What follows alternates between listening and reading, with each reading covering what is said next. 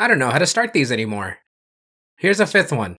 Maybe what I said previously was misinterpreted because I actually really like Guyver's sequel, Guyver Dark Hero. Though you shouldn't ask about it, cause I was gonna mention it in this video series anyway. While the original Guyver was a bit cheesy, Dark Hero takes a different approach by at first focusing on the mental anguish of the hero of the first film, Sean, and how he gets wrapped up into another Zoanoid encounter. Sean, however, is now played by Solid Snake's voice actor David Hayter, a fact that my comment section would not let me forget. Did you know he also wrote the first two X-Men movies? Anyway, the film shows way more influence from the source material. Some fights are even lifted straight from the manga, which means you can have both animated and live action interpretations of this exact moment. Although this movie is great, I'd say that the first film is a different kind of good. Me and Liz feel that the first Guyver is still a really fun watch, despite the sequel obviously taking much more inspiration from the source material. Of course, that's a great reason to like it more, especially when this film happens to have a cult following in Japan who admire how faithful of an adaptation it is. But really, they're of two different worlds. One is a moody Americanization of the Guyver manga with impressive stunt-work and choreography, directed by future Dragon Eye producer Steve Wang. The other is a tongue-in-cheek display of action and insane makeup done by Screaming Mad George, the only film he ever directed too. That's why I personally recommend them both. You can't really go wrong depending on what you're looking for. But the first is better, lol.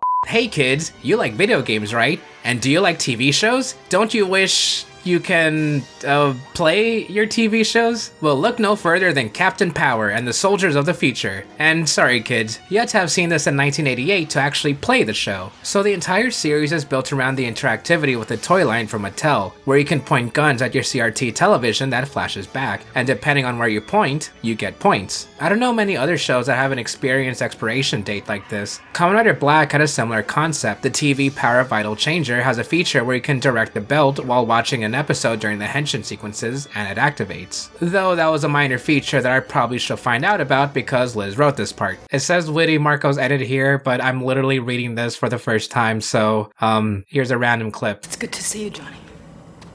Athena? What? So when you subtract the ticking time bomb that is those interactive toy guns that will now work in a couple of decades, how's the actual show? It's pretty good. It's got a lot of stereotypical Tokusatsu hallmarks: suits, explosions, makeup, and stunts. But the choreography, cinematography, and writing are actually pretty alright. Oh, this show's also way too dark for kids. This show has a DVD release, surprisingly enough, but don't expect to use those Mattel toys while watching it. Trust me, I didn't try.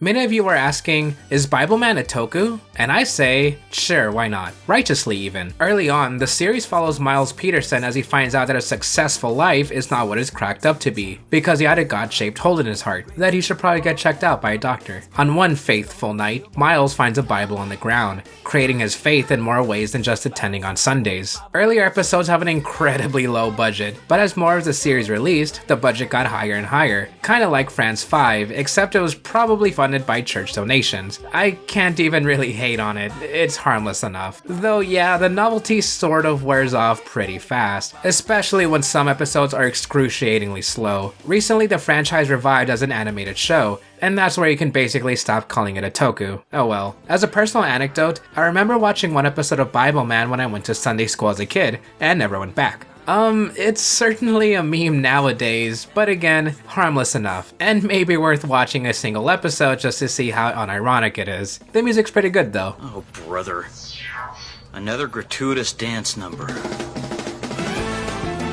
While Super Riot Productions was taking a hiatus from major Ultraman projects, they created other heroes such as Gridman, the Hyper Agent. Then, Entertainment saw the Power Rangers craze and were like, hey, we can do that too. Enter Superhuman Samurai Syber-squad, and it's way closer to Power Rangers than anything else. Grab some Gridman footage and mix it with high school kids on their daily adventures. It gets the same general notes as the original Gridman, though with way less computer hobbyism and way more attempts at being hip that, I swear, won't age like milk in the next few decades. Like, the main characters are in a band, which hey, I guess it's cool nowadays, and one of the main villains is the nerd from school. Superb. Even beats going to the laser light show and listening to Pink Floyd. Is Pink Floyd considered an outdated reference nowadays? I'm so old. It even has a typical quote-unquote nerd speak and then someone says, in English please. It's jump coupling with the magnetic charge. In English, Sid. In English. It's blinking.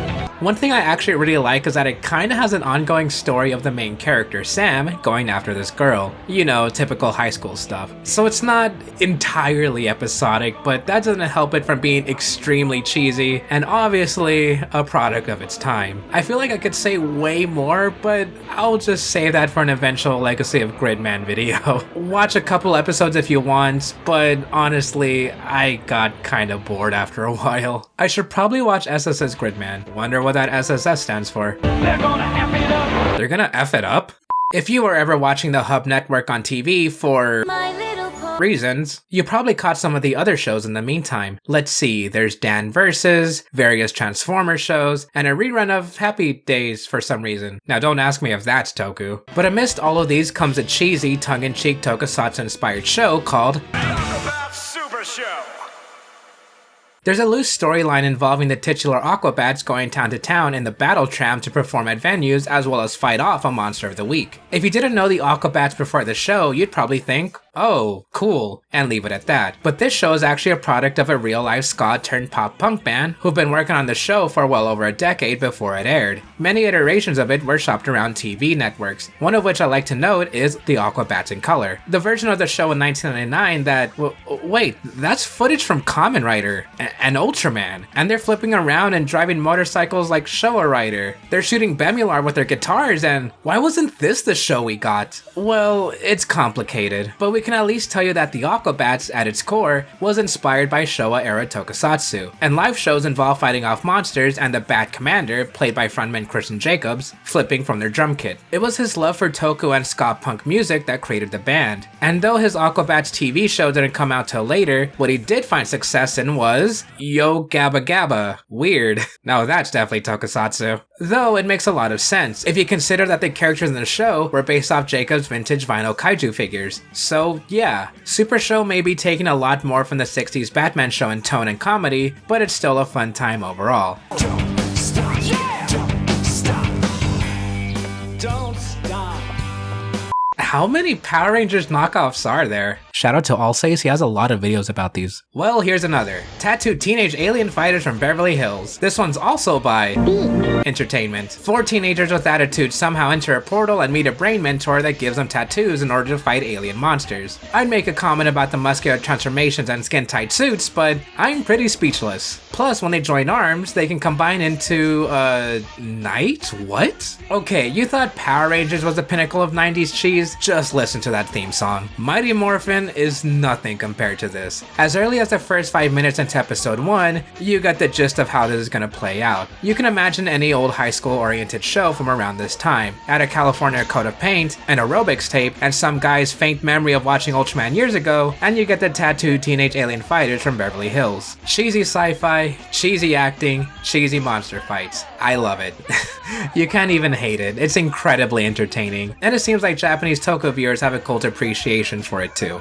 To end off this part of Tokusatsu outside of Japan, we have 2 of the most surprising projects to come from a big company. Ultraman's Heisei period kicked off, not in Japan properly, but in Australia, through Ultraman Towards the Future, also known as Ultraman Great in Japan. The acting is corny, yet sincere. The directing is totally early 90s, and the kaiju designs are kind of nightmarish at times. It's surprising how, well, great this show is, especially when Ultraman Powered, which came out later, kinda sucked. Or maybe it's not surprising at all, cause the writers here are pretty star-studded, including Sho Aikawa, who eventually wrote Kamen Rider Blade and Bokenger, and Chiaki J. Konoka, who would go on to write Ultraman Gaia, Digimon Tamers, The Big O, and Serial Experiments Lane. The writing for the show is way more eco-aware than other entries in the Ultra series, with Great's 3-minute timer being caused by Earth's pollution. There's way more save the Earth stuff to go around in this. I just mentioned the 3-minute rule specifically because a narrator brings it up every single time. Because of Earth's polluted atmosphere, Ultraman can only retain his gigantic form for 3 minutes. Time is running out. Because of Earth's polluted atmosphere, Ultraman can only retain his gigantic form for 3 minutes. Because of Earth's polluted atmosphere, Ultraman can only retain his gigantic form for 3 minutes. Like I said, I think this show is great. The suit is okay, and it does deserve a place in the legacy of the Ultra series. Ultraman Great himself would go on to reappear in future Ultra crossovers, as well as be given direct focus in the Absolute Conspiracy, and themes in the show would be revisited in Ultraman Z. So yeah, great job Australia. Show Just don't talk about the Super Nintendo game. I mean it this time. And finally, after Ultraman Great was released, we got our next English production in Ultraman, the Ultimate Hero, also known as Ultraman Powered. Ironically, while made in America, it wasn't shown here, and I think we got lucky on that one. Am I right? Huh? Am I right? While Ultraman Great was still good despite some cut corners, Powered is not so good with even more cut corners. When Earth is invaded by bootleg Baltans, Kai is given a beta capsule to transform into the really cool looking Ultraman Powered. Then 13 formulaic episodes ensue, and that's it. I don't mean to rag on the show that much, cause there are some nice things. I did say the suit was cool and the designs of the monsters are actually kinda amazing, especially Dada. Everything else though is a little hard to watch, especially the fight scenes. The suits were expensive to make, so production didn't want them to get too damaged. As a result, we get fight scenes like in the first episode of Powered using the amazing ability of pushing, and not pushing P. Or that time he gets absolutely obliterated by Dada's power of slowly throwing cars at him. I'd say the best thing about the show is the theme.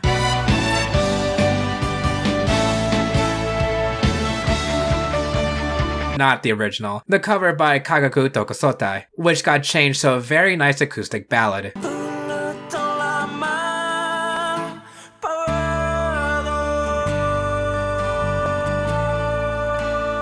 Despite all of that, I think it's still a fun watch, if only for the sheer absurdity of these episodes. And yeah, that suit is really, really good. Thank you for watching, and a big shout out to Liz for helping me write this script. Are you planning to watch any of these? Let me know in the comments below what you'd like to see me cover, and I'll see you next time.